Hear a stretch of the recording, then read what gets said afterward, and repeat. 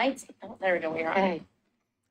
I call the 2,380th meeting of the Milwaukee City Council to order. This meeting is being held in person at City Hall and by video conference. The public may participate in this meeting by coming to City Hall or joining the Zoom webinar. The meeting is being broadcast live on the city's YouTube channel and Comcast cable channel 30 in city limits. There will be opportunities for the public to speak during this meeting. If you would like to address council, you may come to City Hall, or I'm going to tell you how you can participate in Zoom, over Zoom. If you are interested in speaking, please let staff know by filling out a yellow comment card for those in City Hall, or by emailing ocr@milwaukeeoregon.gov for those on Zoom. When it is time to take public comments, staff will monitor the comment cards, email inbox, and Zoom participant list and chat. We will take comments in the order that they are received and seen. Written comments may be emailed to ocr@milwaukeeoregon.gov. Spanish translation services are available upon request. The public is asked to request translation and other meeting accessibility services at least 48 hours before the meeting. Contamos con servicio de traducción al español cuando sea solicitado. Se pide al público que solicite servicios de traducción y otros servicios de accesibilidad para reuniones por lo menos 48 horas antes de la reunión. Translation services are also available in other languages. Please join me in the Pledge of Allegiance. I pledge allegiance to the flag of the United States of America, to the republic for which it stands, one nation, under God, indivisible, with liberty and justice for all. The City of Milwaukee respectfully acknowledges that our community is located on the ancestral homeland of the Clackamas people. In 1855, the surviving members of the Clackamas signed the Willamette Valley Treaty, also known as the Kalapuya Etc. Treaty, with the federal government in good faith. We offer our respect and gratitude to the indigenous people of this land. And now a few announcements. The Milwaukee Farmers Market opens for the season on Sunday, May 7th from 9:30 a.m. to 2 p.m. in downtown Milwaukee. Learn more at milwaukeefarmersmarket.com. Now is a great time to get involved with your neighborhood. Elections for leadership positions take place each May. Positions include chair, vice chair, secretary, treasurer, land use committee members, and others. Learn more by visiting milwaukeeoregon.gov and then click on the Neighborhoods tab at the top. Save the date for the 20th Annual Friends of the Leading Library plant sale on May 13th, 14th, and 20th. The sale takes place at Milwaukie Floral and Garden on Lake Road. If you are interested in volunteering at the sale or would like to donate plants, please reach out to the Friends at lettingfriends.plantsale.gmail.com. And I will say that Councilor Massey has been a big helper in prepping for the plant sale and digging plants and collecting plants. The Milwaukie Garden Club will hold a plant sale on Saturday, May 13th from 11 a.m. to 3 p.m. at the Milwaukie Museum. For more information, contact Linda at kittycar3@gmail.com. And support the annual fundraiser for Balfour Park at the Ardenwald Johnson Creek and Milwaukie Parks Foundation plant sale on Saturday, May 20th from 11 a.m. to 5 p.m. The sale takes place at 3012 Southeast Balfour Street. For more information about these events and others, please visit the city's homepage at milwaukeeoregon.gov or call 503-786-7555. I will also note that we're about to have some proclamations about different things in May, but one that we don't have a proclamation for is that May is Wetlands Month. And here in Milwaukie, we have a really special wetland right in the center of our city behind the Planet Fitness on 37th Avenue.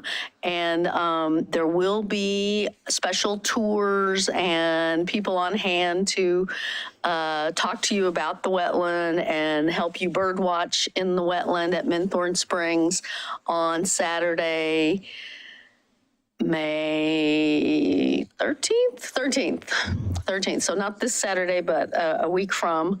And so it's a really good chance to come out and explore a local wetland for Wetlands Month.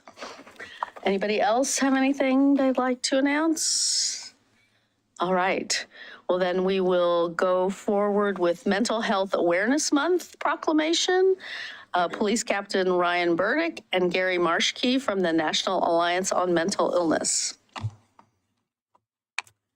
And did I just see something that NAMI has an office in Milwaukie? By the hospital, yes. Yeah, okay. Yes, we do. In fact, did we're not. having an open house tomorrow from 4 to 7 at our office. Maybe that's what I saw, okay. And I brought a gift. These are non-infectious stress balls.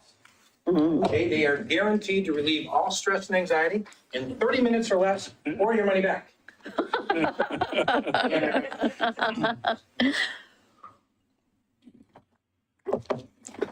Okay. First of all, thank you, Mayor Beatty, City Council, for this opportunity. My name is Ryan Burdick. I'm one of the captains here at the Milwaukie Police Department. May is Mental Health Awareness Month, and with me tonight is Gary Marshke with NAMI, or the National Alliance on Mental Illness. And before I turn the floor over to him, I just want to say a few things about how important it is to support our community and its members who are struggling with mental health issues. The department sends its officers to a CIT or crisis intervention training where they receive over 40 hours of training. And the officers work hard every day to help people who are in crisis and make sure they're connected to the right resource.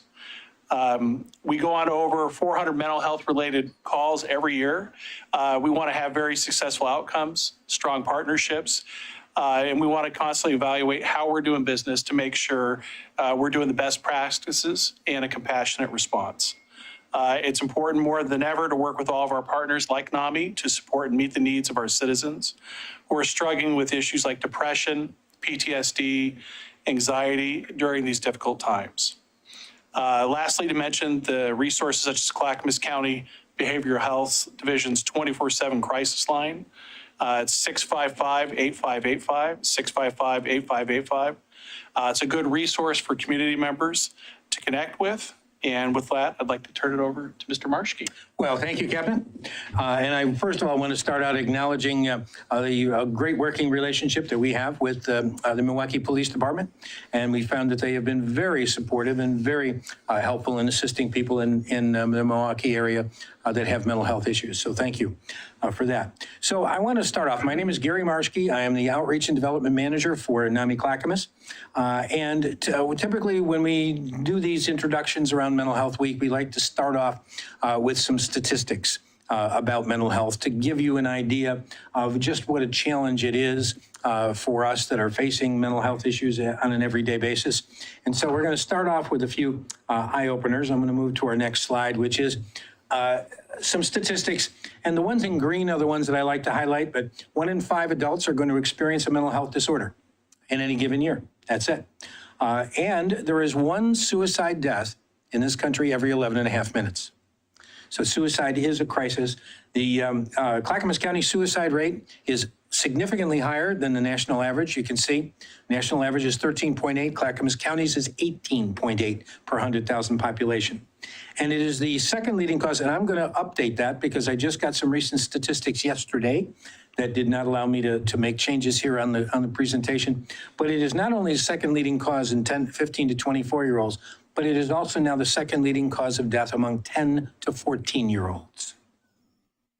So that gives you an idea. We're seeing suicidal ideation among children as young as 6 years old. There are solutions, and some of those solutions include peer support.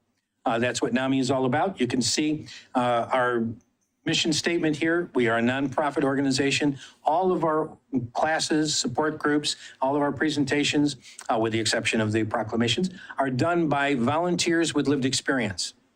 So when you take a peer-to-peer class You're taking it from people who are experiencing mental health issues. When you take a family-to-family class, same thing. People who are whose family members, loved ones are experiencing mental health issues.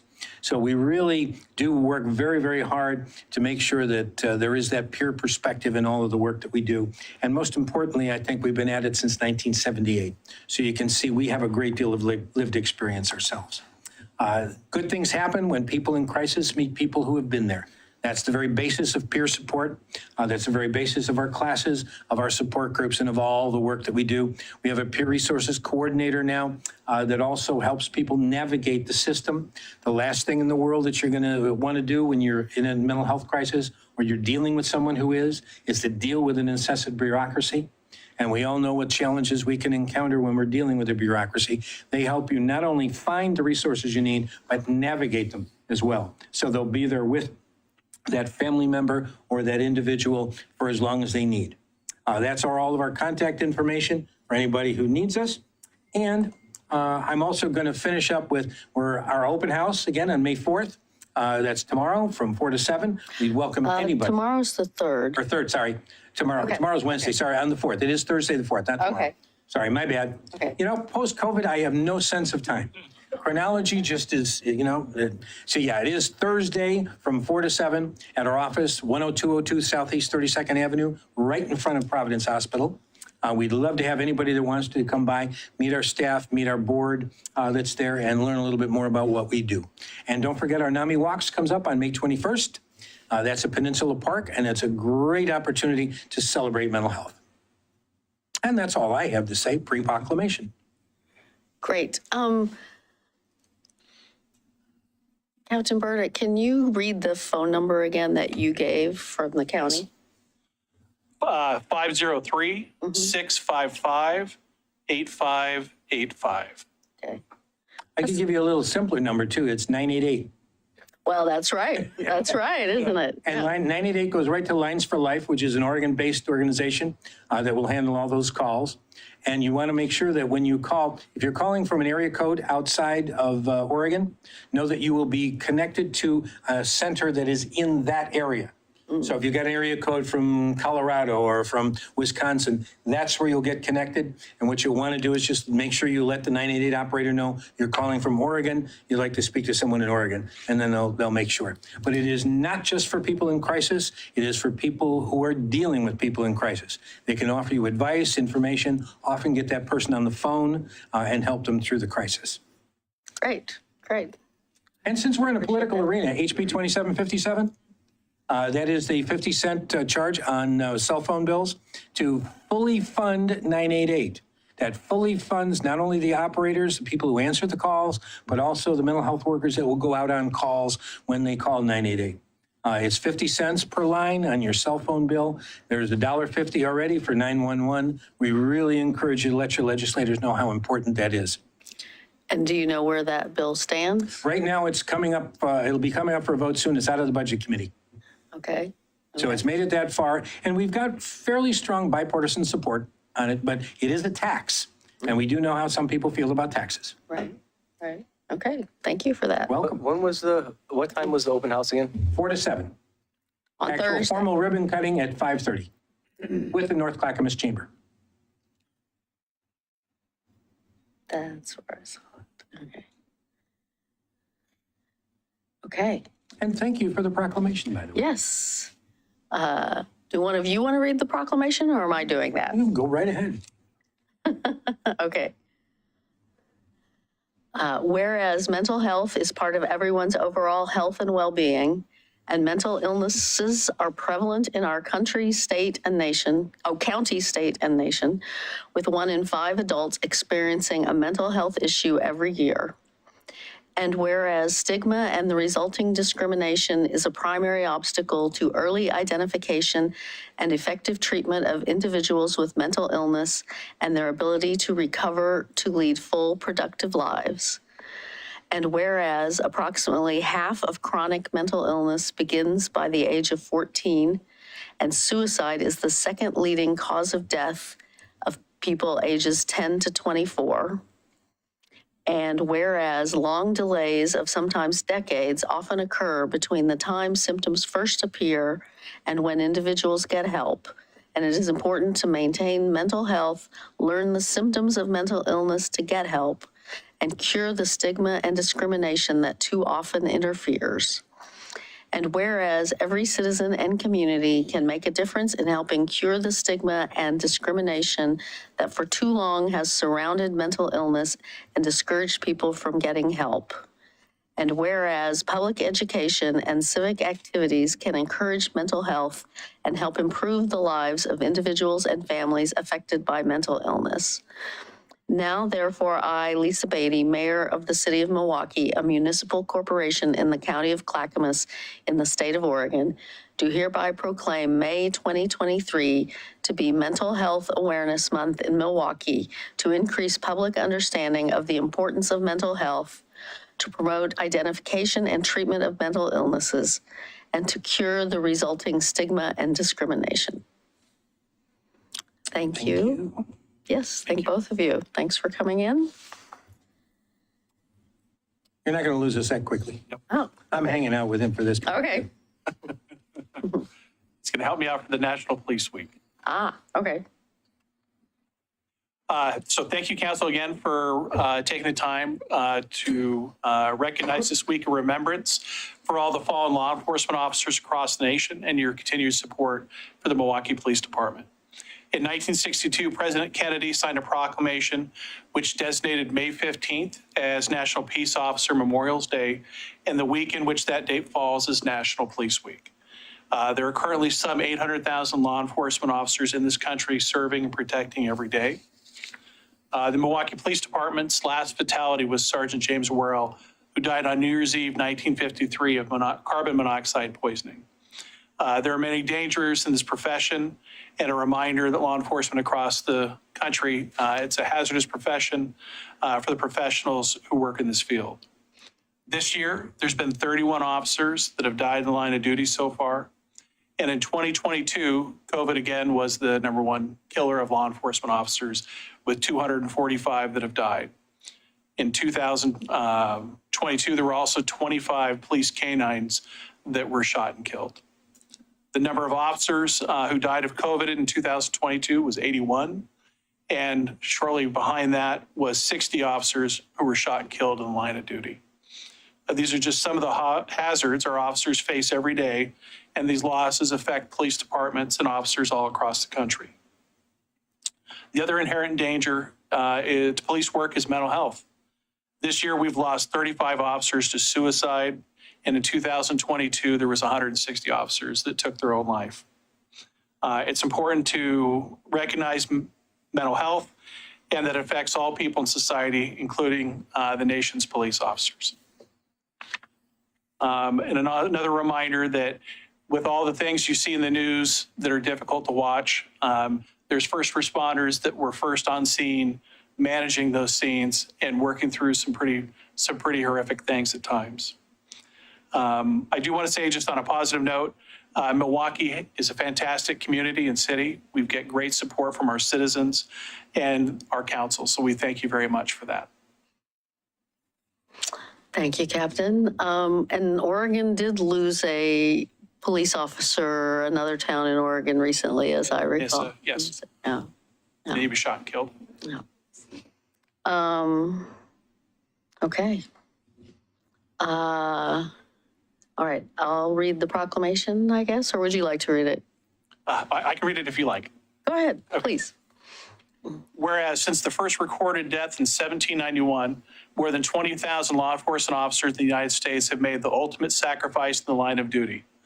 And whereas nationally, gunfire continues to be the #1 cause of line of duty deaths for officers. Whereas the Oregon Fallen Officer Memorial contains over 180 names of fallen Oregon officers, including Sergeant James Worrell of the Milwaukie Police Department, who died on December 31st, 1953.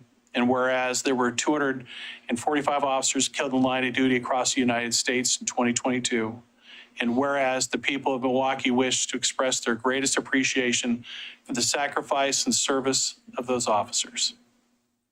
Now, therefore, I, Lisa Beatty, Mayor of the City of Milwaukee, a municipal corporation in the County of Clackamas in the state of Oregon, do hereby proclaim May 14th through May 20th, 2023 to be National Law Enforcement Week in Milwaukee. And I will also just note, on a personal note, I lived in Washington, D.C. for many years, and I worked for a federal agency, and there was always a big gathering this time of year in Washington for National Law Enforcement Week and for honoring fallen officers. There was a big run that happened around the city, and officers came in from everywhere, and there's a very nice memorial there in Washington, D.C., which I recommend people visit when they're there. But thank you. Absolutely. Thank you all. Thank you. Thank you both.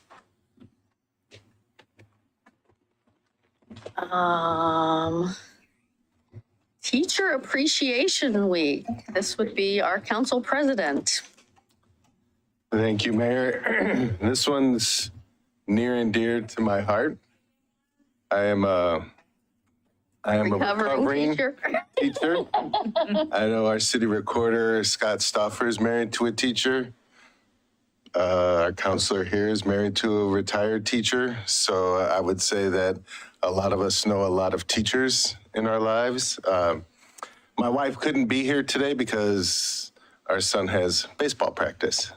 And now our lives have turned into chauffeuring a child to sporting events.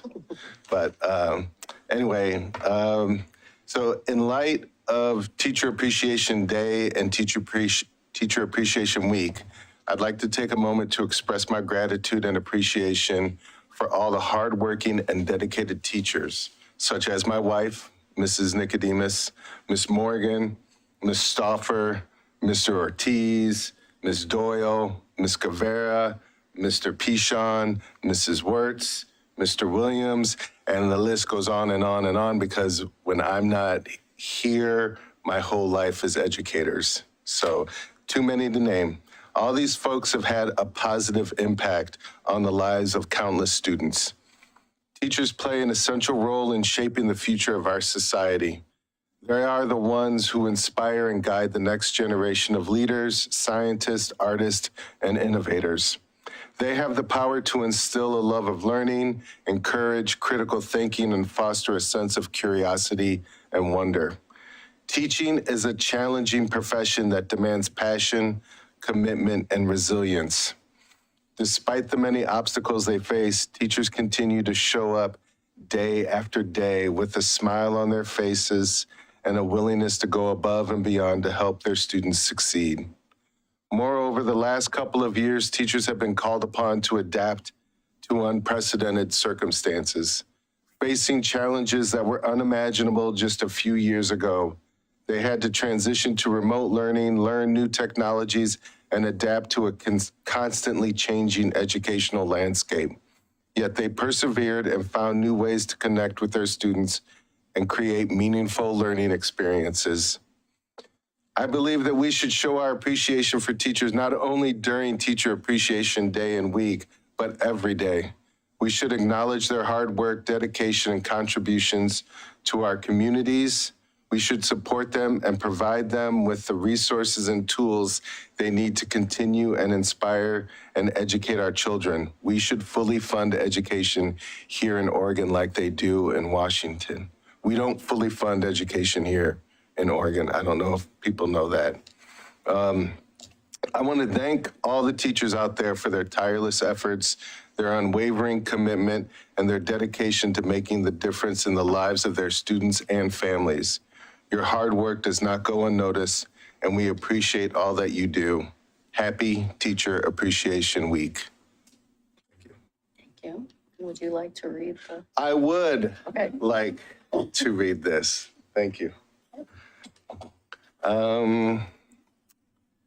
Whereas teachers play an essential role in the development of our society and their tireless efforts to contribute to the betterment of our future, and whereas teachers dedicate their lives to educating, inspiring, and mentoring students, instilling in them the love of learning, and the values of kindness, empathy, and respect, And whereas teachers go above and beyond their duty, often working long hours, sacrificing personal time, and investing their own resources for the benefit of their students. And whereas teachers are the backbone of our educational system, shaping the minds of future generations and providing the skills and knowledge necessary for success in life. And whereas, therefore, let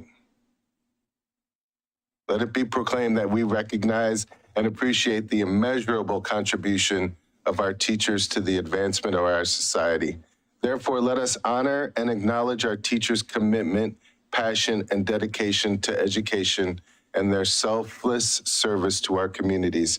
Let us celebrate and cherish our teachers and express our gratitude for the countless lives they have touched, the countless minds they have nurtured, and the countless futures they have shaped. Let us pledge to support and uplift our teachers, providing them with the necessary resources, respect, and recognition they deserve. Now, therefore, I, Lisa Beatty, Mayor of the City of Milwaukie, a municipal corporation in the County of Clackamas in the state of Oregon, do hereby proclaim May 7th through May 13th, 2023 to be Teacher Appreciation Week in recognition of the invaluable service of our teachers.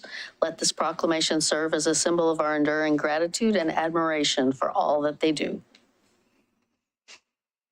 Thank you.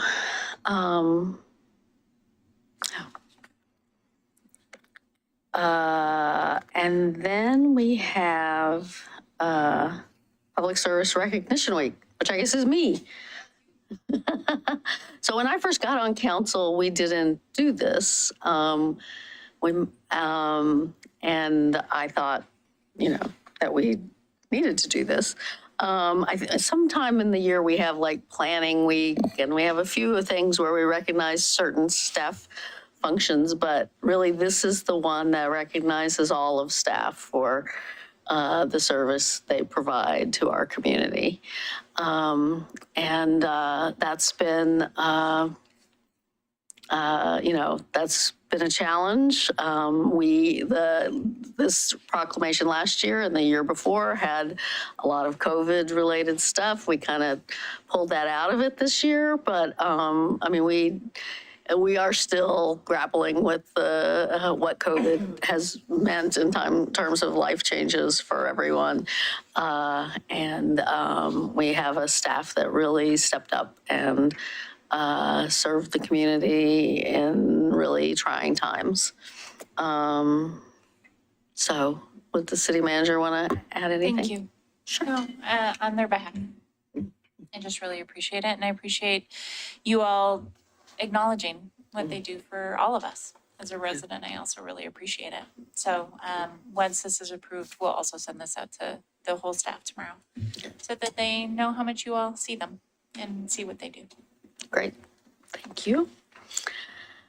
Whereas the first full week of May has been designated as Public Service Recognition Week around the nation since 1985 to recognize and promote the important contributions of the diverse people who meet the needs of our country through service at federal, state, and local government levels. And whereas the delivery of essential services at all levels of government only happens because of the efforts of dedicated public servants. And whereas public service is a noble calling involving a variety of challenging and rewarding professions, and Milwaukee's approximately 150 employees year after year provide a range of essential functions to our community, from public safety to ensuring safe water and public sanitation, to planning, engineering, and building services, to libraries and maintaining transportation routes. And whereas public servants have much to offer the Milwaukie community as demonstrated by their dedication, expertise, and innovative ideas, and serve as examples by passing on institutional knowledge to train the next generation of public servants. Now, therefore, I, Lisa Beatty, Mayor of the City of Milwaukie, a municipal corporation in the County of Clackamas in the state of Oregon, do hereby proclaim May 7th through May 13th, 2023 to be Public Service Recognition Week and commend Milwaukee's public servants for their outstanding contributions during Public Service Recognition Week and throughout the year. And I call upon a new generation to consider a career in public service. Thank you. Okay.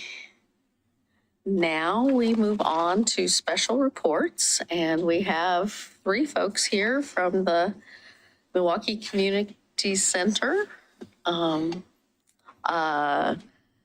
Director Marty Hanley, Board Member Wilda Parks, and Board Member Virginia Sides. That's right. Please join us. Yeah. And we can pull up a 3rd chair if, I'm fine. oh, you're okay. Okay. Thank you. It seems strange sitting on this side of the dais, sorry. Like I'm waiting to hear other people. No, only It kidding. was nice to have you back in Yeah. the room. Yeah. So first of all, before I turn it over to Marty to give you all the data and the good information about what's happening at the Milwaukie Community Center, I want to thank you, first of all, for appointing me to represent the city of Milwaukie on this very, very important advisory board. I've been on there now for about 16 months, I think, something like that. And I appreciate each time we meet as a board, the opportunities to find out more about the Milwaukie Community Center. When I came on, they had just finished a bylaws rewriting, which I was very thankful they had finished it because I'd been involved with 2 other bylaws that took years, so that was good. So it was all done. And the basic thing in that was that they changed the wording from Milwaukie Center to Milwaukie Community Center. And from what Marty's going to share with you and what we all know on the advisory board and what anybody knows that attends any of the programs and projects that we have going on at the center, that one word is extremely crucial. Anything we can do to create community, and community is different in everyone's eyes, but we all have some idea of what that means. The bringing together of the people that you feel comfortable with and that you know exist in the same geographical sphere you do, and that you want it all to be as good and wonderful and as pleasing and as educational and opportunistic as it can. And that is exactly what's happening at the Milwaukie Community Center.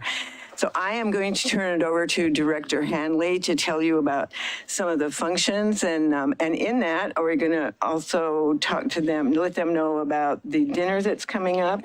Okay, good. Thank you. He knows everything. So I'm going to leave it to the expert, who can share the rest of the information with you. And then we'll be happy to answer any questions that you might have.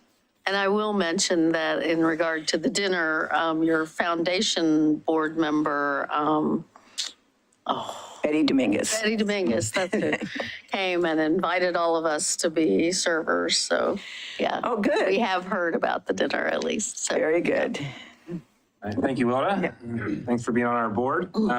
Thanks for having us here today and giving you some information about what we do at the community center. I know you all probably kind of know or mostly know, but I'm just going to go over a few things, just to give you some information.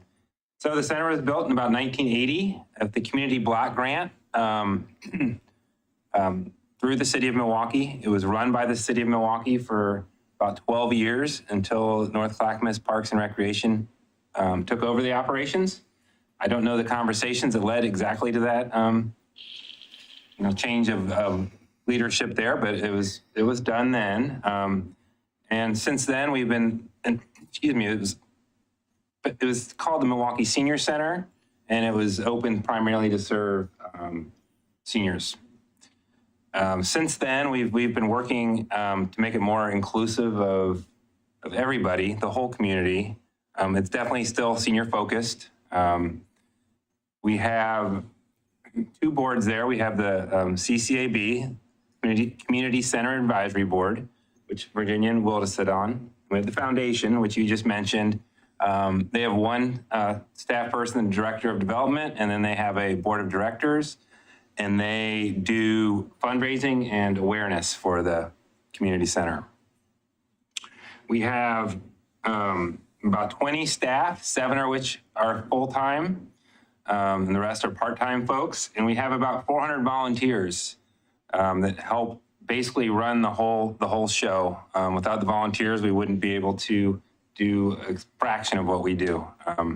They really give us the most resource for the amount of funding we have. So they are the power of our organization.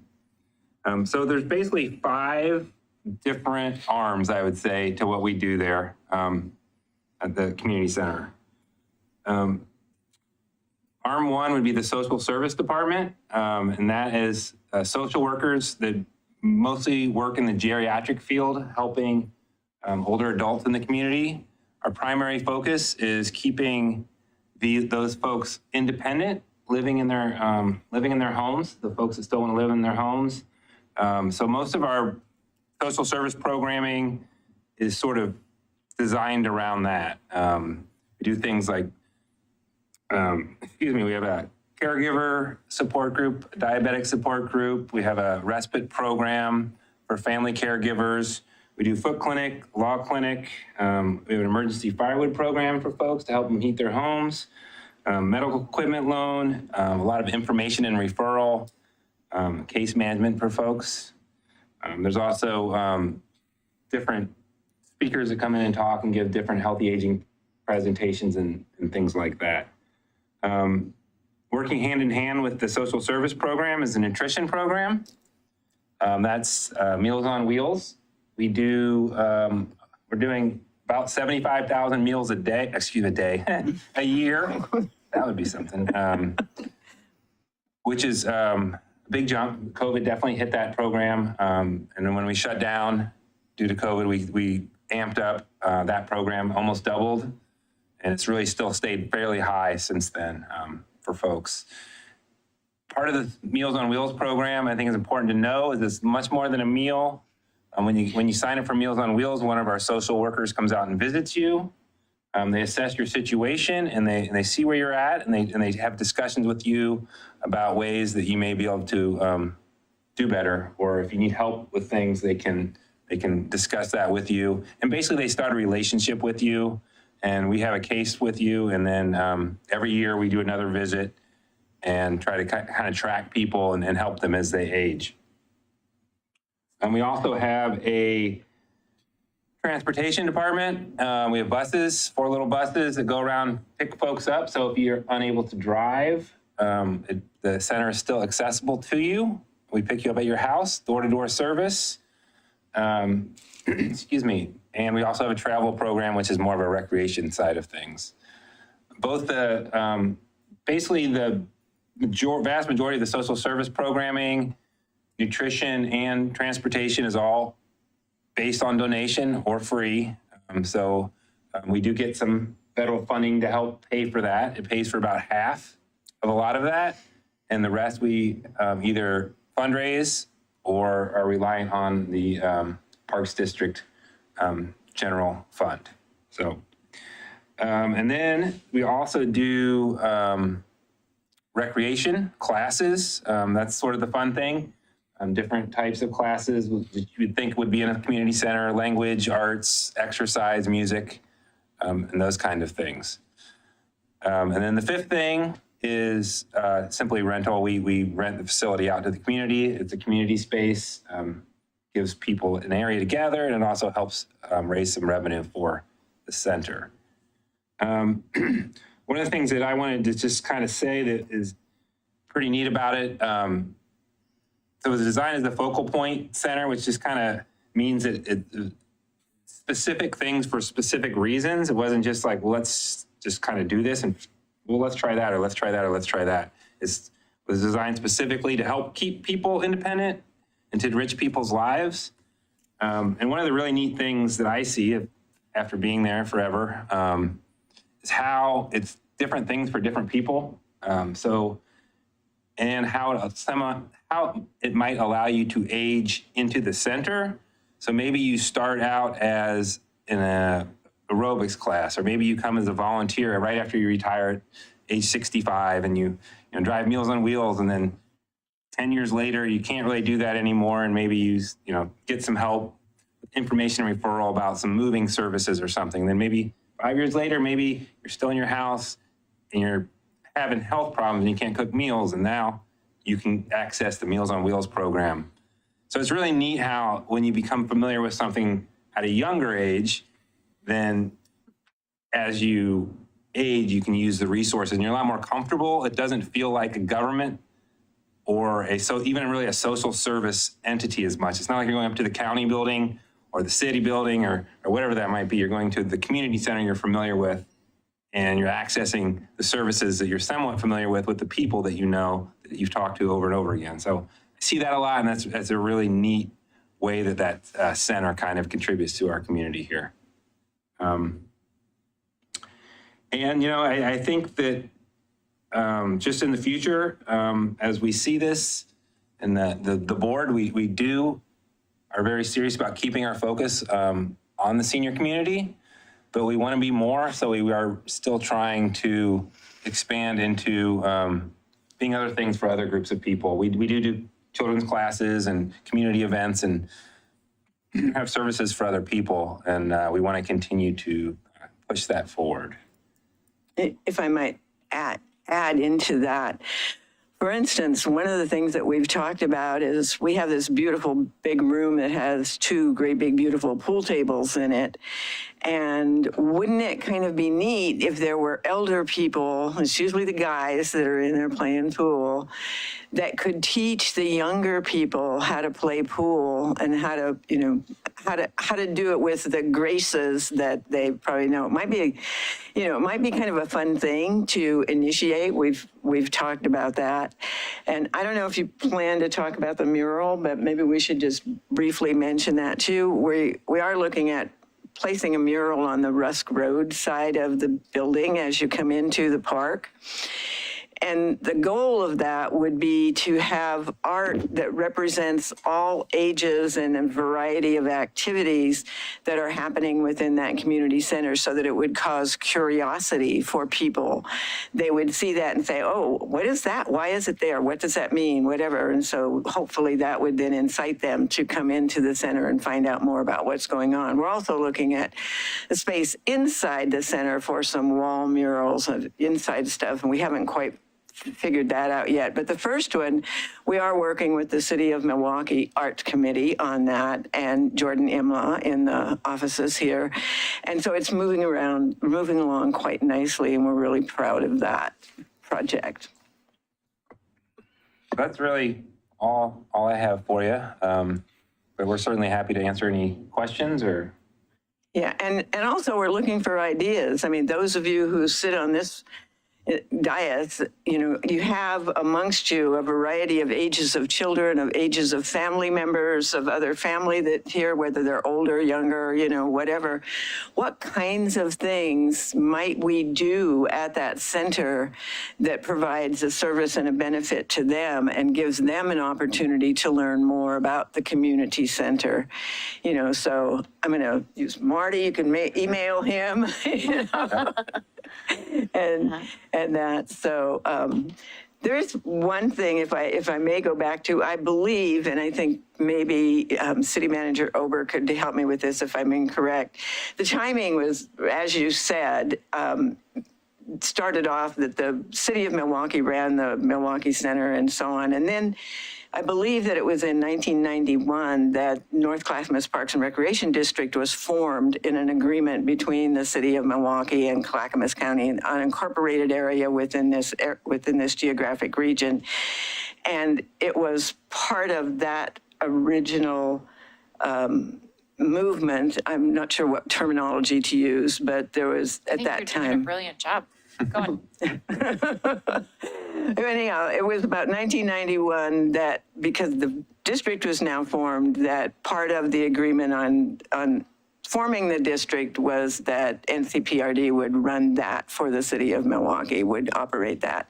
So that's kind of how that came to be. And then NCPRD, as you know, throughout that whole North Clackamas Park where the Milwaukie Community Center exists, there's been a lot more added to that. You know, the Rose Garden and the Arbor and the picnic tables and the baseball fields and all of those kinds of things. So it's really a gathering space for everybody that might have any kind of an indoor or outdoor interest. So, and I will say that I attended one of your meetings recently, and in addition to the mural, you have some other upgrades going on there this year in terms of sort of refreshing Yeah, well, there's some of the been- rooms and. There was one recently, and then there's some more coming up that I think, but the one recently, which I think a lot of people are really, really proud of, is the center inside there where, gift shop, I guess people call it, but now it's called the Artisan gifts. Artisan Gifts. It's a little bit more kind of upscale, type of thing, and so that people can come in, they wander through there. It's had a whole facelift due to, I believe it was a generous donor. They've got a Milwaukie and a- floors, help with the flooring. And, Yeah. it's a consignment shop, so it's designed for seniors to sell their homemade wares, and then the foundation gets a percentage of that. Yeah. So gifts for all ages, seriously. Everything from, I could buy a baby blanket here to, I could buy an iPad for somebody my age to, help the headaches or something. I don't know. I mean, but just anything and everything that you might imagine, all handmade by the beautiful people that live in this county. So, yeah. So I learned at the meeting that bingo is a big fundraiser. Bingo is popular. It's a big fundraiser that they're hoping to make bigger. Yeah. So we do it on Thursday evenings. That's the foundation event, and we're hoping to start Thursdays and Fridays, which would be basically a lot more fundraising, which would allow us to do more for people. One of the beautiful things about the foundation, as we all know, is, you're not city workers, but as city workers, county workers, there's a lot of red tape and there's certain things that's really difficult to do. But with the foundation, if our social workers identify someone that needs help, we can request the foundation and we can get money right on the spot to help that person, whether it's with food or a prescription, or some other need they might have, car repair or something. So we have a lot of more flexibility than your average government agency because of the foundation. So that's why one of the reasons it's super important to support the foundation, and they really do make us a much better community center. And I even understand that for Pride, you're going to have drag bingo. Oh, yeah. Yep. Drag bingo. It's first Right. time. It's going to be interesting to see how that goes Yeah. down. In June. I'm hoping all the TV stations cover it. Yeah. Yeah. Yep, So, June, yeah. it's the, wow. All right, Yeah, I can't remember them. got it right here. June 11th, Sunday, 4 to 8. There And you there's go. tickets pre-sale, so if you're interested, I would get your tickets. Our Okay. plan is for it to sell I out, think that so. there's been a lot of interest because Yeah. it's a new and different thing. Yeah. And Do do you you wanna- want to put in a pitch for your Italian dinner? Yeah, Italian is this Saturday, 4 or 5:30. Tickets are still on sale, and they're on sale at the door. And it's $25, and all those proceeds go to the foundation as well. And for the general public listening to this, just think, you could get your dinner served to you by the mayor or city councilors from the city of Milwaukee, or probably some county people and, some other, who knows? I mean, wouldn't that be fun? Yeah. Some dignitaries named World of Parks. Yeah, well, I'm going to help set up tables. That's all I'm doing, and decorating tables. So, yeah, I'll just come and give everybody a bad time. Yeah, that's always a good job. But we've added so many things at the center over the last couple of years. I recently, I guess it's not been recent now, but a few months ago, I took one of my great grandsons, a teenager, to the Latina Festival. He is half Latina. And it was fantastic. It was just so amazing.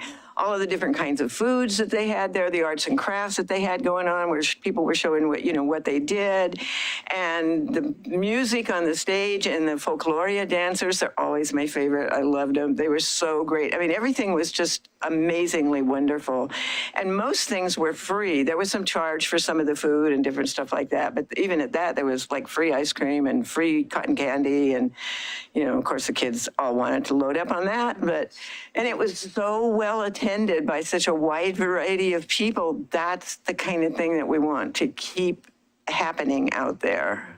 Yeah.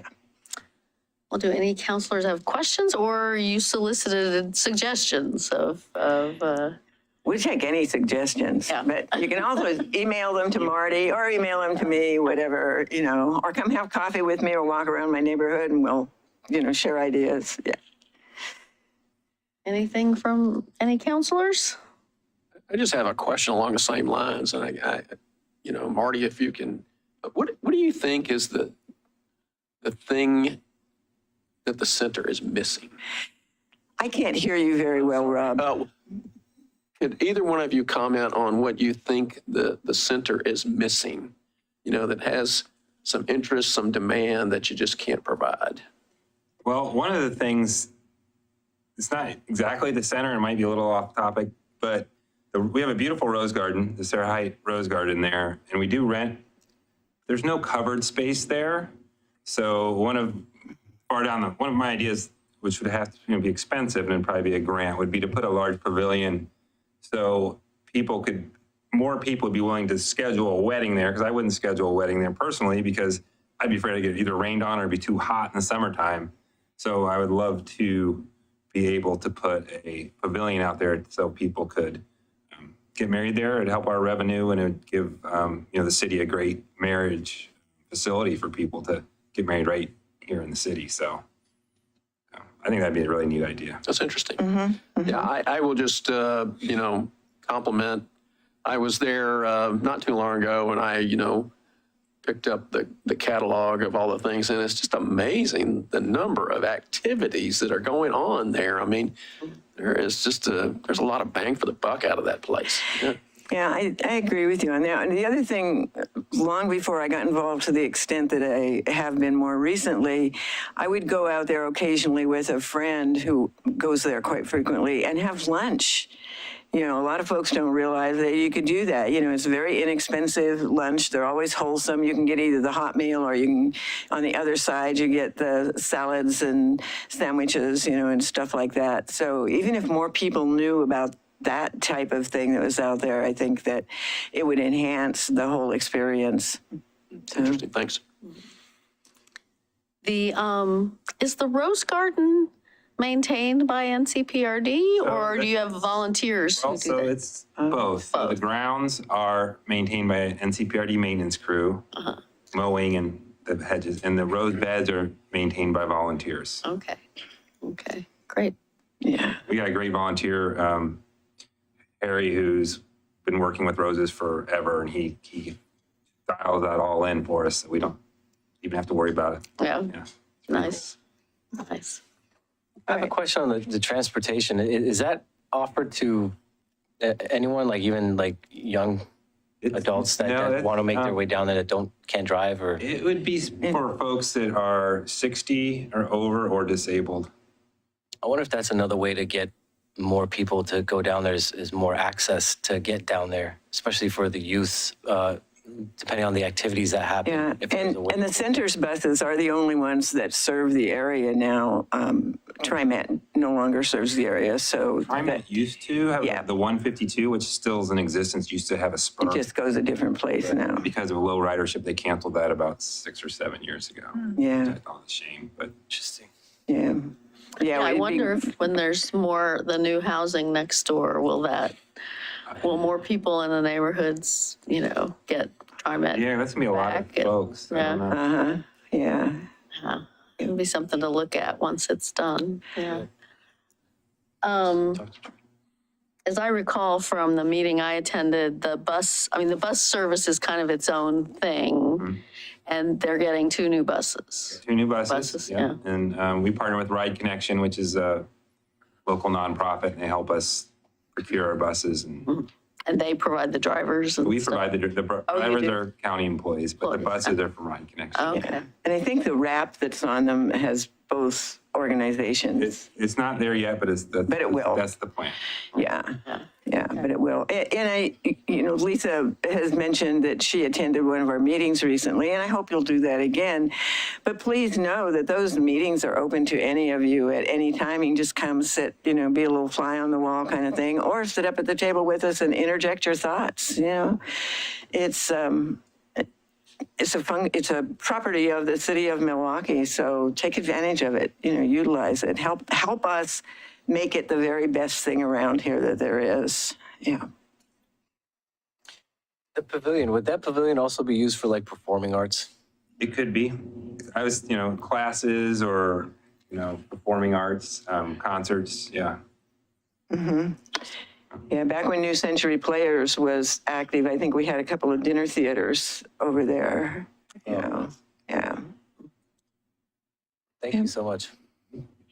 Okay, well, no other questions? Well, thank you for coming. Thank you. Thank you Thanks for the again update. for the opportunity to serve in that capacity. I appreciate it. Yeah, thanks for your service.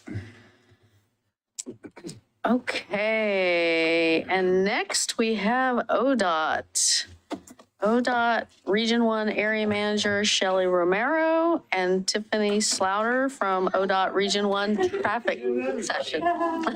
Wilda knows everyone.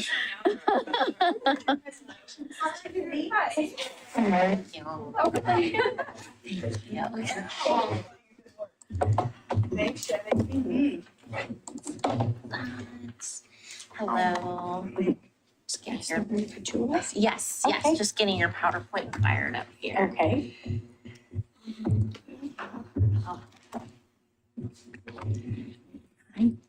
How are You want to switch slides and I can see you? Going where the labels were already set up.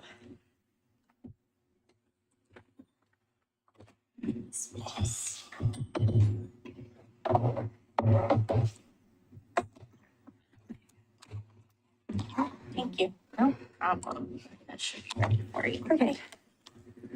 Hi there. Hi, thanks for coming. Thanks for having us. Nice to see you, Commissioner. Been a long time. That's been a while. Yes. Well, thank you, Mayor Beatty and Milwaukie City Council for the invitation to join you to address a number of questions that you had about some of the ODOT work here in the city of Milwaukie. I think I'm going to start with introductions so you know who's here with ODOT. And my name is, again, Shelley Romero. I am the Area Manager Central for ODOT Region 1. But I'm coining myself a new title, which is the Area Manager for the Central City of Portland and Milwaukie, since I seem to have a number of projects in Milwaukie, which has been really fun to get to kind of know the folks who work for the city and the city itself. I am here with Tiffany Slaughter, who is with ODOT Region 1 Traffic. And then on the phone, there are a number of resource people that we have in case I get stuck and can't answer your questions. Is Tova on the line? Do you want to introduce yourself? Maybe not yet. She's on. I'm here. There you are. Hi, Shelley. Hello, everyone. Thanks for having us. My name is Tova Peltz, and I am ODOT's Deputy Division Administrator in our Delivery and Operations Division, and recently relocated from Region 1 Project Delivery. I'm having a little trouble hearing you. If you could just speak up, the people online, I guess. Yeah. Okay. Will do. Would you like me to repeat myself or? Yeah, that would be great. No problem. Can you hear me a little bit better now? Yeah. Okay, sorry. Tova Peltz. I am ODOT's Deputy Division Administrator in our Delivery and Operations Division. Thanks for having us tonight. Thank you. Reem, would you like to introduce yourself? Sure. My name is Reem Kaki. I am the Consultant Project Manager for this project. Thank you for having me. And by this project, she means the Oregon 224 17th to Rusk Road. Okay. Yeah, of course. And Terry? Hey, good evening. My name is Terry Song. I'm a principal engineer with Consor Engineers. I'm the project manager for the consultant team working for ODOT on this project. Okay, can you explain? I should have asked you. That's okay. Anyway, I always hear Region 1, Region 1. Correct. Region 1. How big is Region 1? Right, so Region 1 encompasses Washington, Multnomah, Clackamas, and Hood River counties. Okay. Okay, so that's this region, and there are 4 other ODOT regions across the state. Okay, great. Thank you. Sure. With that, before I dive into our presentation, I'd just like to say how much I have come to admire everything that is happening in the city of Milwaukie. I keep saying Milwaukie is where it's happening, honestly, because we have a really strong partnership with you to bring important transportation safety and livability improvements to this area. Notably, ODOT has 2 projects in construction right now in the city of Milwaukee. We have the East All Roads Transportation Safety Improvements, which consist of traffic, signal, reflectorized backplates, and signage work. And that's on a number of different locations, both on the ODOT and the Milwaukie systems. And we also have an aerial management grant, which is allowing ODOT to implement a variety of treatments that include upgrading traffic signals, controllers, enhancing radar detection to improve safety and mobility and reliability. And that's along the 212, 224 corridor and industrial area and the 212, 224. So ODOT's also partnering and supporting the city of Milwaukee to implement the design and construction of the Washington Monroe Street Southeast 37th to Linwood to construct important bicycle and pedestrian improvements, segments D and E of the Milwaukie Greenway, which we're really excited to partner with you all on. We also have in design right now a project called Oregon 224 at Monroe. That is looking to replace the signal at that location and then also prioritize bicyclists and upgrade or replace ADA ramps. We're collaborating with the city, American Rivers, and the North Clackamas watershed as on the project design and we're the delivery partner for the Kellogg Creek, thanks to a $15 million federal grant that was just secured that we're pretty excited about. Got to go out and look at that last week or a couple of weeks ago. Then we have the Oregon 224 17th to Rusk Avenue project. And now we're going to start the presentation. That was a mouthful.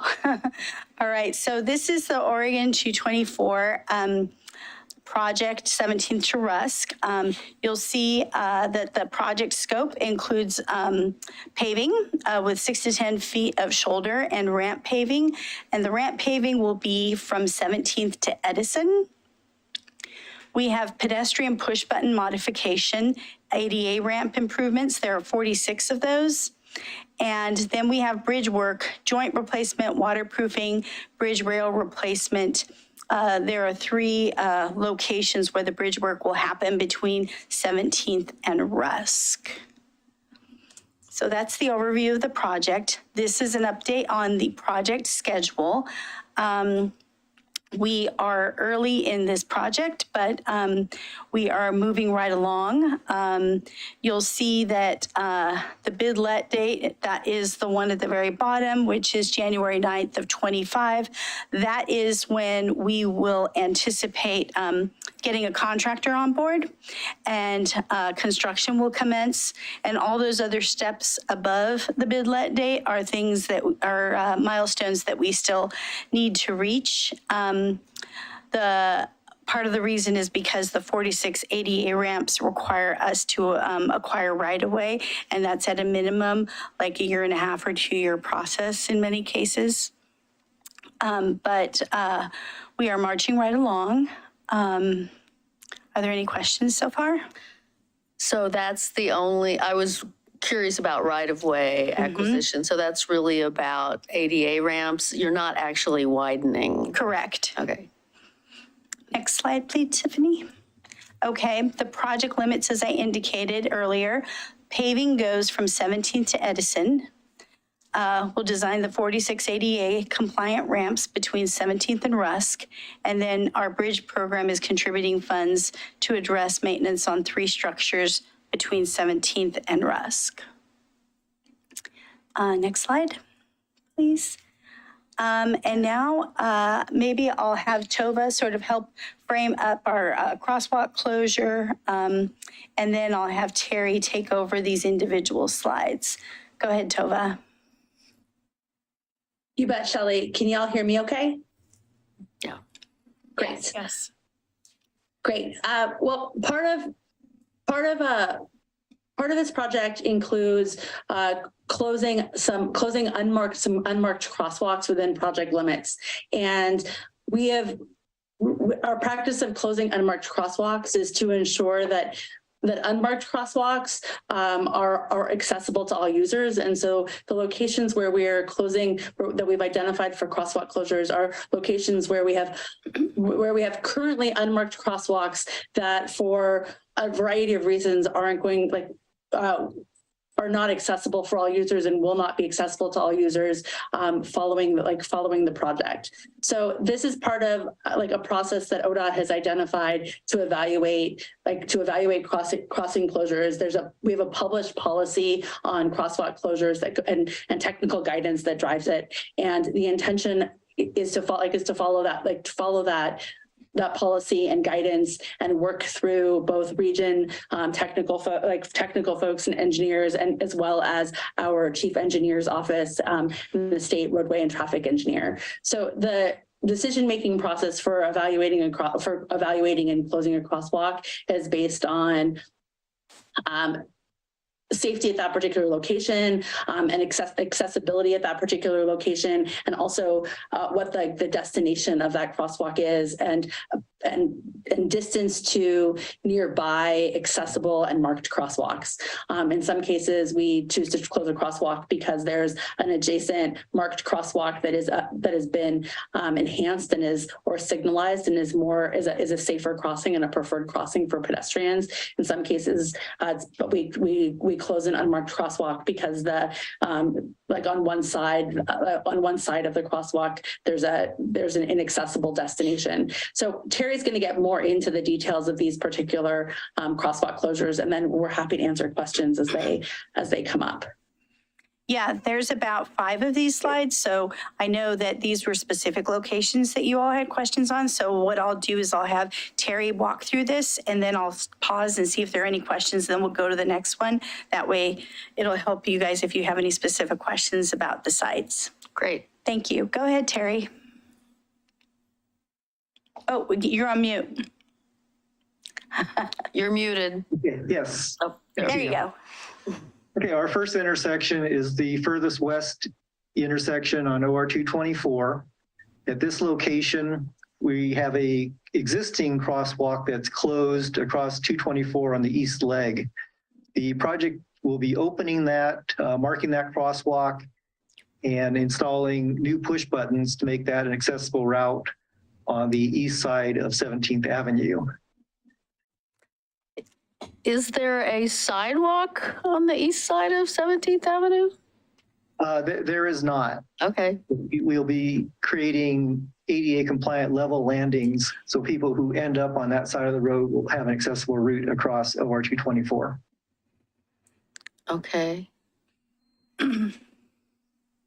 So I'm having trouble figuring out your dotted lines and your hatch marks and stuff. So you're not actually closing anything here, you're actually opening more. Yes. Okay. Okay. Good clarification. Go ahead, Tiffany. Terry, I thought we were closing the kind of south crossing. Or maybe I'm getting intersections mixed up. Nope, this one, all the crossings will remain open. Any All further- of them will have signalized walk lights or whatever. They'll have push buttons. Uh-huh, right, okay. Except the one across the right turn leg, or the right turn lane, which is, the right turn lane is not currently signalized. So. The right turn from 17 north onto. Correct. 224? Correct. Okay. So just that, across that one lane. Okay. Questions about that, anyone? Next. Okay, let's move on to the next one. This one's at Oregon 224 Southeast Edison Street. I'll turn it over to you, Terry. Okay, as everyone knows, this is a fairly complex intersection. So, You know, to be honest, I have no idea where Edison Street is. Also 37th. Oh, okay, International. 37. Okay. Yeah, it's got where- different names on all the legs. Okay, where that 6 Robley's place is at the corner and International Way comes in. Okay, I got it. Okay. Okay, so on the far right of your screen, we're proposing to close 2 crosswalks, the one on the upper leg across southeast 37th Avenue, and the one that crosses Southeast Edison at that same location. There's a safety issue with these. They're not currently accessible with ADA ramps. They need to cross a traffic separator. So we're proposing to close those two crosswalks. On the furthest to the right of your screen across International Way, that crosswalk currently does not have ADA ramps to cross there. We're going to build 2 ADA ramps to make that crosswalk accessible. And that will allow a accessible route with minimal out of direction travel through this intersection. The rest of all the crosswalks across OR 224 remain open, and any non-compliant ADA ramps will be improved. Okay, I see a little problem with that. The one on the furthest to the right, the crossing of 37th, you only have a sidewalk on the left, on the, whatever that is, the east side, I guess, of 37th. There is no sidewalk on the west side. I mean, there might be a little bit there, but it does definitely not go all the way up, because on the west side is the Minthorn wetland. And that's a place I volunteer all the time. I know there's no sidewalk there. So how do people, so we have to get people to cross from Minthorn over to Milwaukie Marketplace and come down that sidewalk on the east side. So how will they get across to this new crosswalk you're proposing to build across International Way? I don't think ODOT is familiar with what's north on 37th. Can I respond? Okay. Thanks, Steve. Steve, Steve Adams, city engineer. In this area of 37th, there actually are sidewalks on both sides. The east side sidewalk goes up, which is the Minthorn side, goes up. Oh, I'm sorry. I did have east and west Yeah, backwards. a few hundred yards, and then you'll see a mid-block crosswalk. At that point, the people that are on the east side can cross over to the west side. North of that crosswalk, you are correct, there is no sidewalk on the east side, but it does exist for some, I would guess, 300 yards or so. If Okay. they're already on the east side, they could also continue closer to 224, cross at the signal, and then cross on the south side. So we have a sidewalk all the way on the west side, all the way up to the driveway entrance into Milwaukie Marketplace, and that sidewalk ends and does not go any further north. But right in front of, can't think of the name of the business right now, on the west side. The electric tools place, There is a crosswalk right there in 37th that connects the west side and east side sidewalk. So I don't think there'll be an issue, because you will have ultimately someplace to cross and get safely. Okay. I mean, yeah. How will people, I guess I expect some confusion and some people not knowing that they're not going to be able to cross. I guess I'm thinking about people walking from Milwaukie Marketplace who want to walk up to get on International Way to walk to Bob's Red Mill or whatever. Like, they're going to have to cross at that existing mid-block crosswalk you're talking about, and we're going to have to let them know somehow that they need to cross there if they want to walk that You way. can add a sign, say, to International Way, cross here. Yeah. You just put a post up and a sign right there. We could do that, be on our own. It's outside of ODOT's project limits, but we can do that. We can do that right now, because that is one of the ways of getting to International. Because before, anyone who came down this far on the west side, you still, you'd be crossing streets without any crosswalks for protection. This is, in my mind, one of the uglier intersections in Milwaukie. And actually having the leg added at International, we have no crosswalk there right now. Having that added at International, I think, is actually a benefit in getting people through this better, because right now there is no crosswalk at the International 37th intersection. This one here does not exist right now. And did you say there's going to be a light? No. Oh, okay, okay. Just a new crosswalk, okay. And then in terms of crossing 224, what's being proposed? Same as today. Same as today. Same as today, crossing on both sides of the intersection. Correct, with upgraded ADA ramps. Okay. Okay, other questions, anyone? Is any, I mean, it doesn't look like much is happening there to change Thank you. the widths and everything, but isn't the width there part of the issue? I don't know. The width where? What? The width of the pavement where they all three come together, like the wideness of, when you're coming from Milwaukie Marketplace and coming down that way toward that light, it just is, I don't know. I would just say my experience as a driver is it's a little. There's no denying it's a really complicated intersection. There's probably. It feels like the Wild West. Probably significant congestion and queuing issues, but the scope of this project is to do paving and basically just anything that brings up. So when we do paving, we make sure to bring the ADA ramps up to compliance. We're not scoped to fix problems of this magnitude, which could involve closing city streets to access to the 224, and that brings a whole nother scope of problems. So focusing on paving is where we have to narrow our viewpoint at this point. Fair enough. Mayor, for your concern, this is one of the intersections we're going to address when we finally get the go-ahead to go on forward in the TSP, which hopefully is soon. But I've always thought this is a poorly functioning intersection. And a short ways to the east of this, off the screen, we actually have right-of-way and a road that goes north for a block or so. Then we have right-of-way that connects the end of that road to 37th, and right now it's dirt. There's nothing there. So in the TSP, we're going to talk to the transportation consultants about maybe for westbound traffic to take them off International, go up that right-of-way, and then come back over 37th. So it'll bring them back in somewhere up here. Yeah, it's right by the wetland. Yeah. So turn eastbound on International, but take away this movement and create less confusion here. So the westbound movement would turn here, go up, over, and then down on 37. I'll go either way on 37 from there.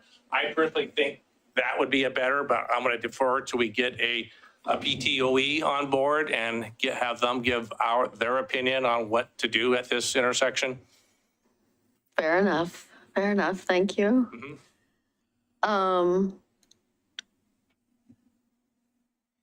Anybody else have questions, comments? I guess as long as that, as the parallel to 224 crosswalk at 224 stays open, that other closure of the one on the furthest left one doesn't seem problematic. Yeah. Yeah, and I think those are like 50 feet apart. Yeah. They're very close. Yeah. Okay. Great.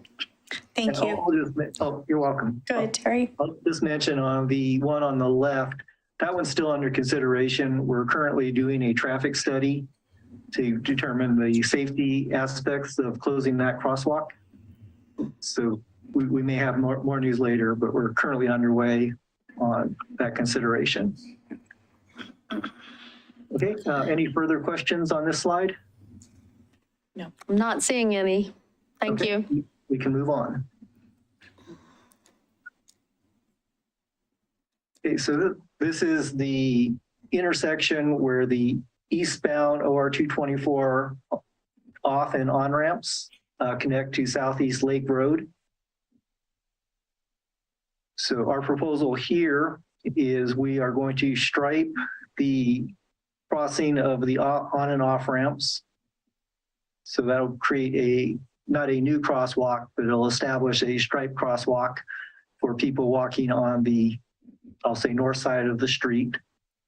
We were proposing a closure on the east leg shown in red, because that's duplicated by the crossing on the left side.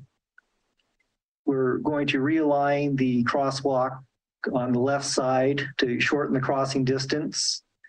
And we'll install new push buttons to current standard at all of these locations and create new ADA ramps on the northwest corner for both crossings. And we'll create level landings since there's no sidewalk on the south side, create ADA compliant level landings on the end of the new crosswalk we're building on the west side.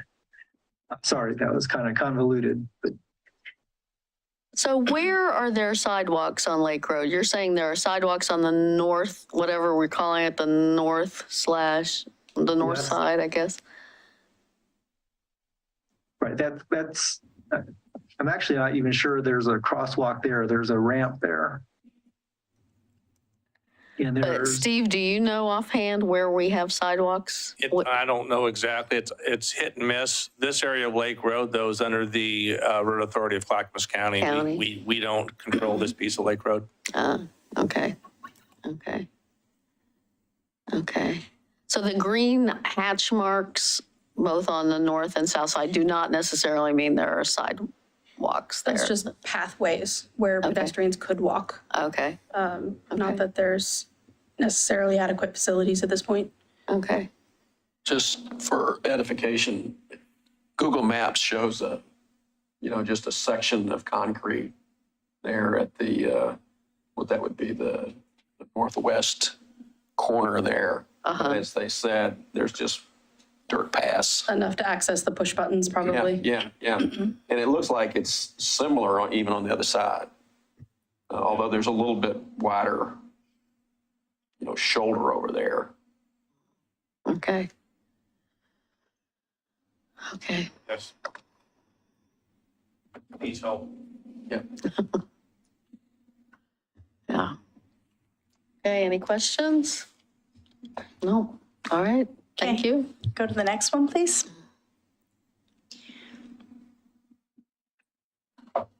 our last intersection is OR 224 at Rusk Road on the far east end of our project.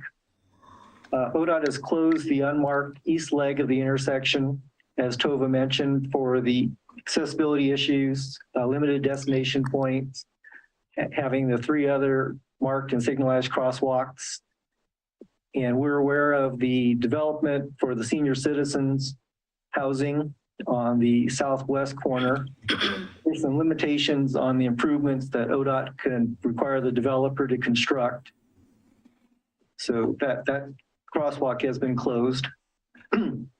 It's possible in the future when ODOT does do paving work at this intersection, that closure could be reconsidered. And if ADA ramps are constructed with this project or future projects, marked crosswalk could be provided at that time.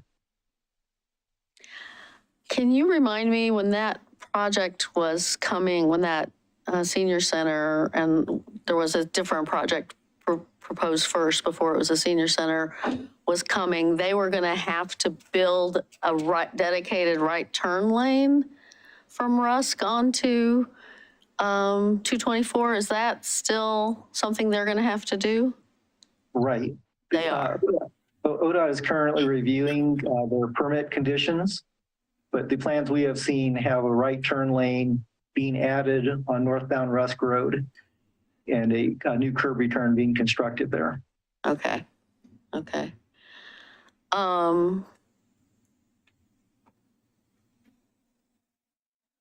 So both Rusk and maybe 37th. So when you guys did your project to upgrade the signals, you added the sensing signals for bicycles at some intersections? It's not specific for bicycles. So historically, our detection for vehicles is inductive loops, which are cut into the pavement, which have some impact to the pavement conditions. When the pavement wears down, sometimes the inductive loops go bad. So kind of the new standard that we're moving to is a non-invasive radar detector. which is mounted up on the signal pole and just detects vehicles and bicycles to some extent. And so that's what the project is installing, is radar detection, so that when we do pavement work or when the pavement goes bad, that the sensors are not affected by that. So it's not specific to bicycles. Well, I thought at 5 of the intersections, there were some kind of thermal or something kind of sensors that were added that were supposed to prolong the signals so that bikes could get across. Maybe as part of it, they may be reprogramming the software. I'm not 100% familiar with that. Okay. But our Oregon 224 at Monroe, when we replace the signal at that intersection, it will prioritize bicyclists and pedestrians. Okay. Well, I thought this other project had already done something for the bicyclists. Yeah, So it's mostly software upgrades, the hardware that you don't really see from the street that makes it a little easier to make those modifications. Okay.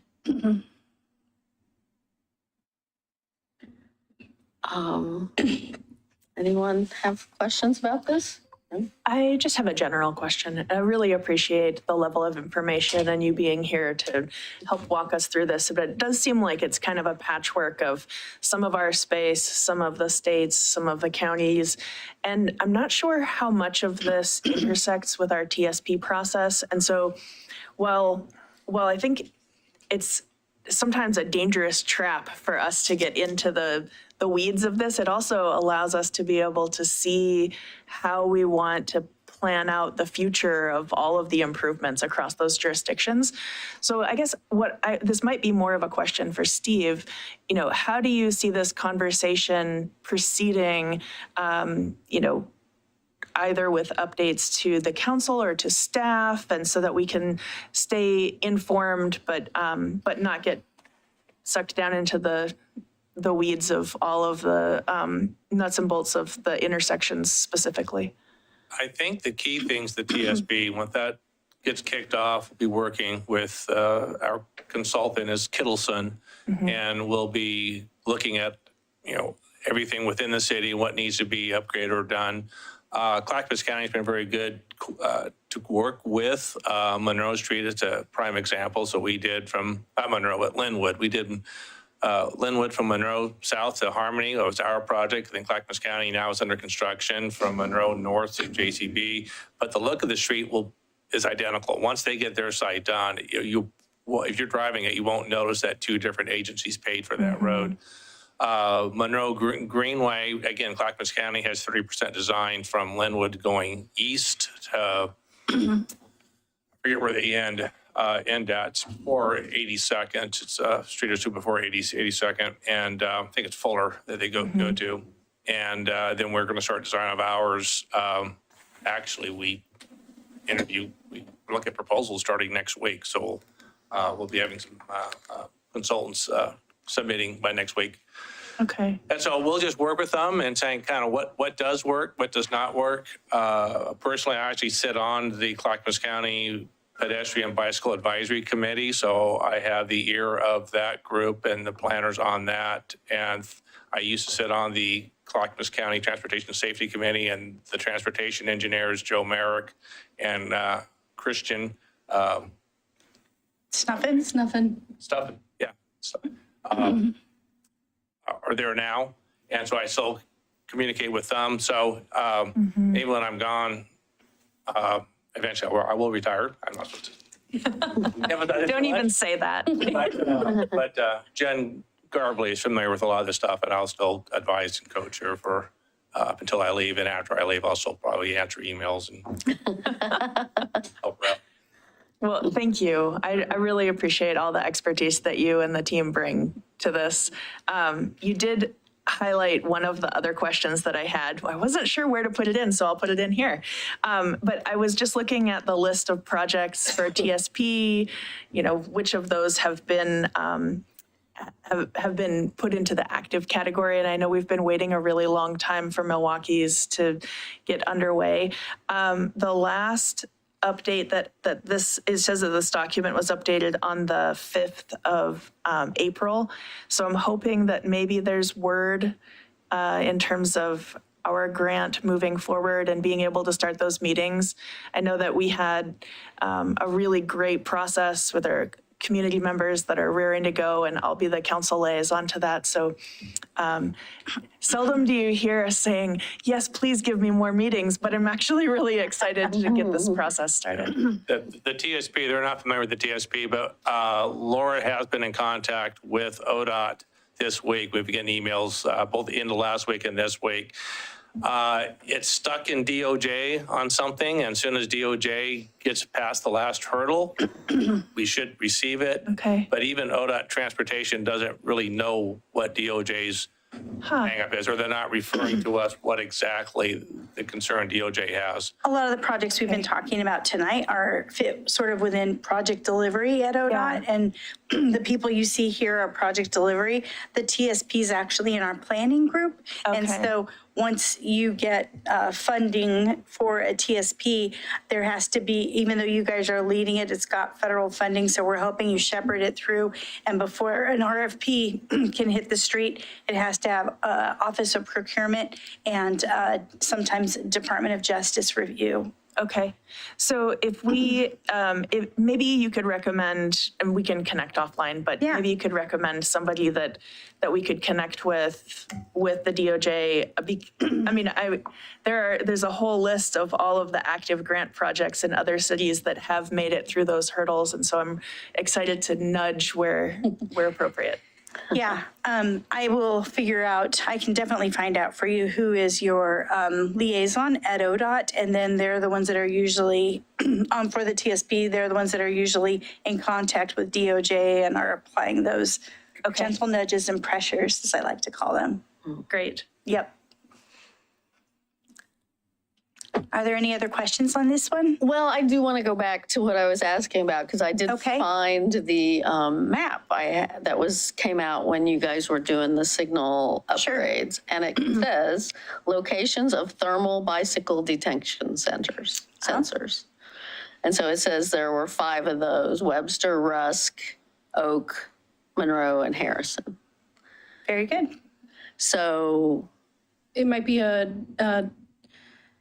our normal standard is radar detector, but there is a brand that does radar plus thermals. That might be the brand they're going with. And again, as far as I understand it, I haven't worked with them terribly closely, it's just better at distinguishing between a bicycle and a vehicle, so that when it can tell the signal controller, hey, this is a bike here, and then we can potentially give it more time on the software end. But there's, a lot of programming on the back end that has to happen to do anything with that. And it may just be like, okay, we're making sure we do pick up the bicycles and they don't just disappear because they're smaller than a vehicle. Okay. Well, I guess I was just thinking about this crossing. I mean, that's obviously a very wide pedestrian crossing. But I mean, presumably people are given enough time to get across. Yeah, the signals are all timed. There's a ODOT standard or whatever, 3.4 feet per second, whatever the heck it is, something like that. But yeah, so they're all timed and made so that you don't have to walk fast to get across. You can. You don't have to be a jogger. Yeah. Okay. Actually, the joggers cause us problems because the joggers get through in like a third of the time, and then people complain that the signal is red when there's nobody there anymore. Same thing happens with the cyclist. Cyclist gets through. Right? Punch a button. People are waiting 30 seconds. I know. And some you lose some. I know. This was the last slide about crosswalk closures. So were there any questions about crosswalk closures generally, or any of the locations? I didn't have any more questions. It doesn't look like anybody else is here, but I did think we had some crosswalk closures on 99 as well. Yeah, that's not related to this project, obviously, because this is the 224 project. But there is other work happening in Region 1. And the ADA program, which is basically going through and upgrading curb ramps across the state, also, as they encounter them, we're like, this crosswalk should be closed, has requested approval for closure and been approved at 3 locations on 9090. One of them is 9090 at Ochiko, which is a signalized intersection, and they basically got paperwork to officially approve the crosswalk that was already closed. So it's a signal. All the other crosswalks have signals. This one doesn't. So it effectively, nobody goes there, nobody crosses there, and they just got paperwork and they're going to put up the new modern signs for it. So the existing crosswalk that people do use will remain open? Correct. Okay. So basically, they'll probably put up new modern signs, but otherwise you won't see a difference from existing. The other locations are Jackson and Jefferson on 9090. And both of those are unsignalized and were noted as median obstructions. So there's a traffic separator or a barrier of some kind going down the highway. And it's just it's not possible for people to cross there without hopping over a barrier, which it means it's not possible for somebody to do it in certain mobility devices. And since we can't provide equal and safe access for all users, the decision was made to close them so that people know that this is not the place you should be crossing. But they haven't been crosswalks because those are the unsignalized. Those are the blocks between. There are blocks between, and those medians have been there for ages. So anybody, maybe there's some teenagers who are running across and hopping over it, but for the most part, I expect people would be finding other routes. So a lot of these closures that the ADA program is proposing are kind of formalizing existing conditions. So signals where there's no crosswalk that's signalized, or locations that have some sort of barrier that people really can't cross there as it is. Okay. Great. Here's one more. Yeah. And then not crosswalk closure related, we also saw that there was a question about the construction going on at Oak Street. So this was a project that Shelley had mentioned, is the Arts East Systemic Signals and Illumination. It's got multiple names.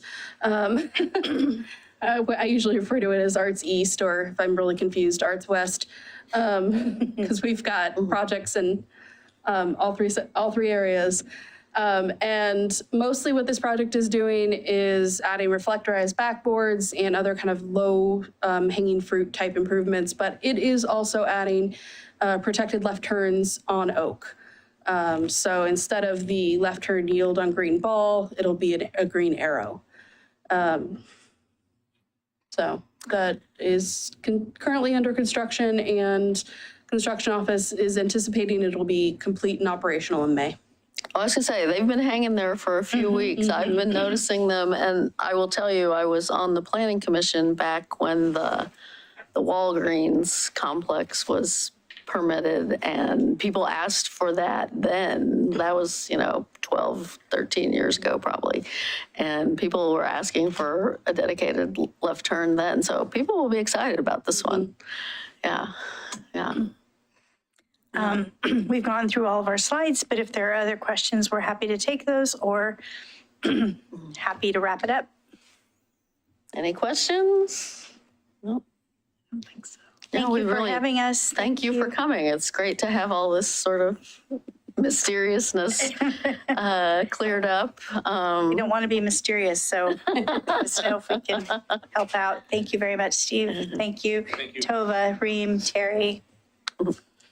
Thank you, guys. And looking forward to more projects, more partnership. And I will follow up with you on the TSP. Sounds great. Yeah. Thank you. Bye-bye. Great. Thank you. We're just now getting community comments. Okay.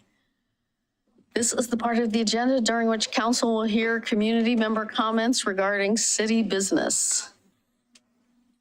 So there's no one in person who probably wants to do a community comment unless Mr. Rendelman is here to do that. No.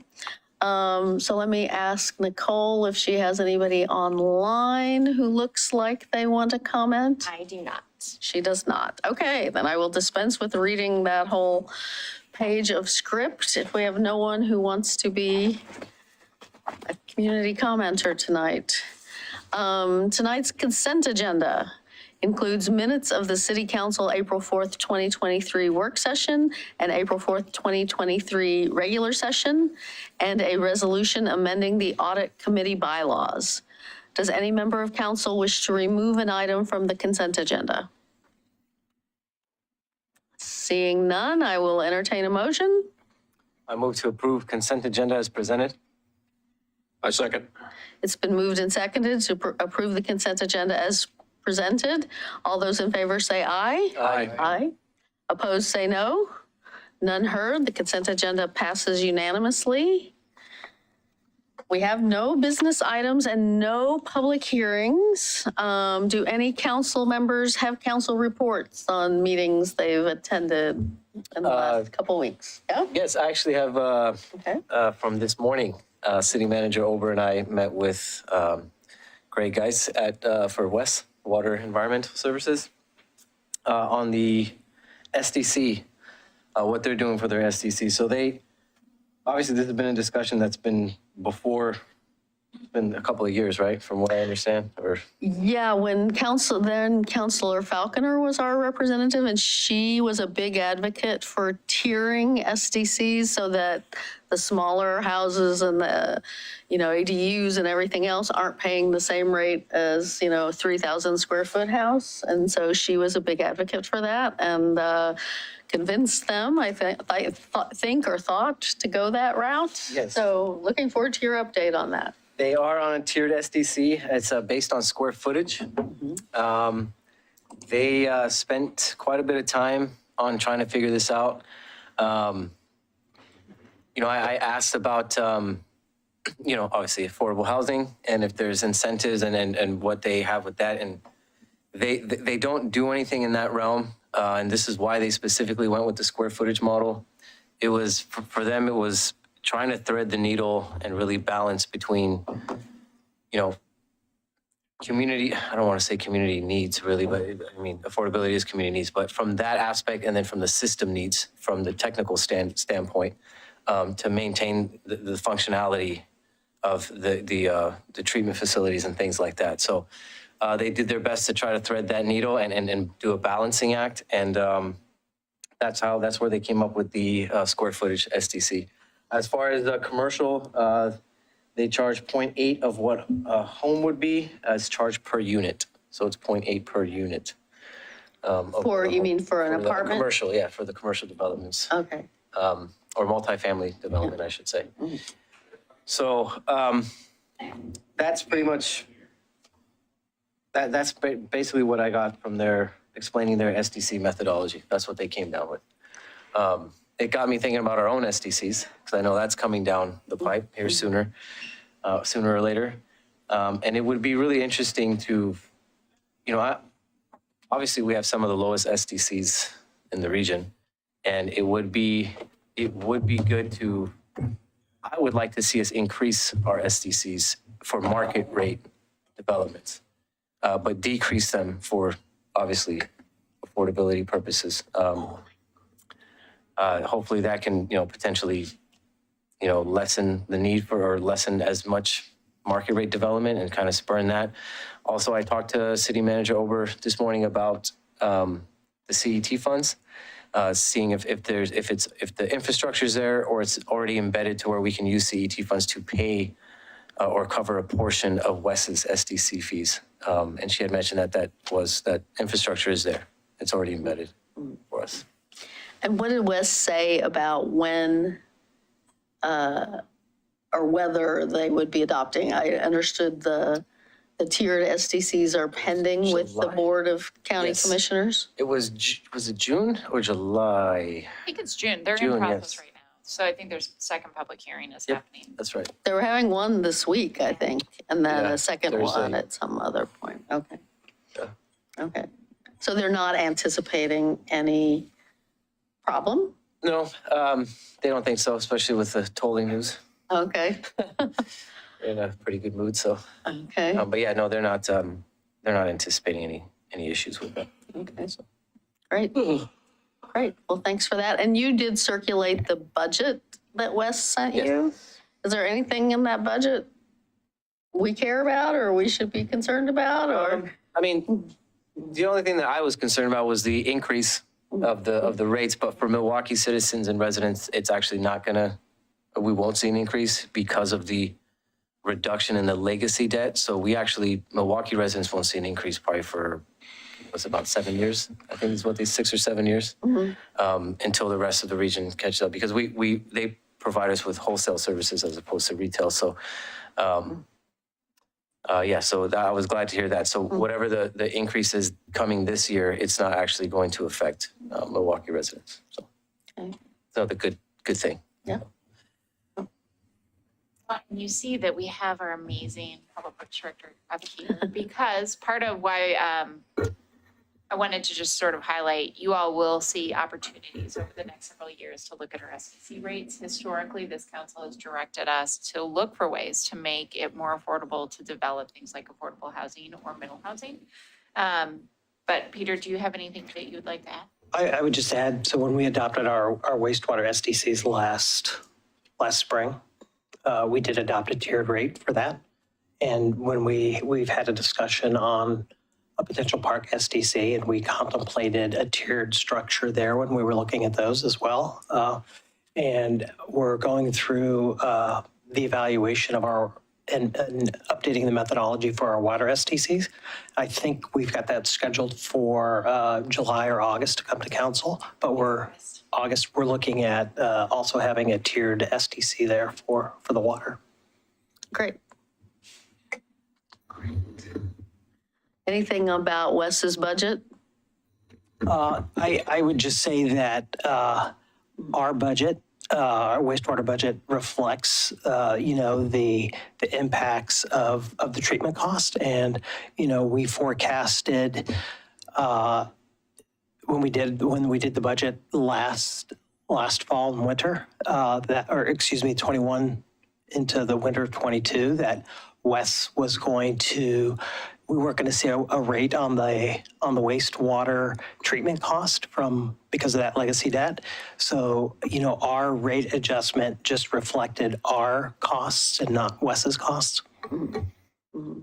Okay. But I think that is very good news that, we're going to see that structure leveled out for a while. Yeah, it is good news. Yeah.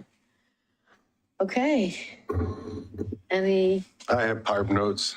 I'll be quick. We lost Ben Johnson. We did. We gained Ben Johnson. Oh. We lost Ben Johnson on PARB. Oh. The person that was helping went to Metro, so now he's working with the city, so it was a conflict of interest. He's our project manager. Oh. For the 3 parks? Yes. Oh, really? Oh, okay. So one of his teammates was our project manager. They've left, and he really was the most suited to be able to carry the project through completion. So he left a few minutes early because he was already leaving in June to finish the project up. And does that affect his service on the DAC? It should. You all should probably have that discussion as well. We can bring it back in May at the next meeting. And I can talk to him in advance.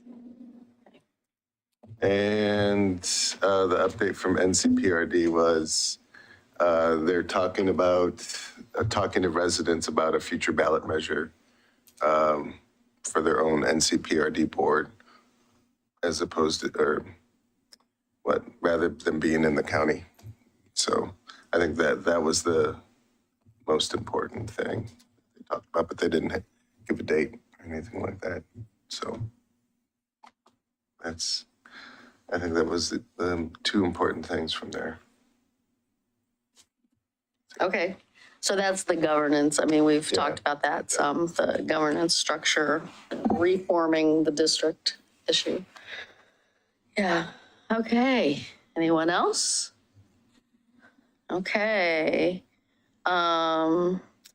Well, then I will read the announcement about executive session.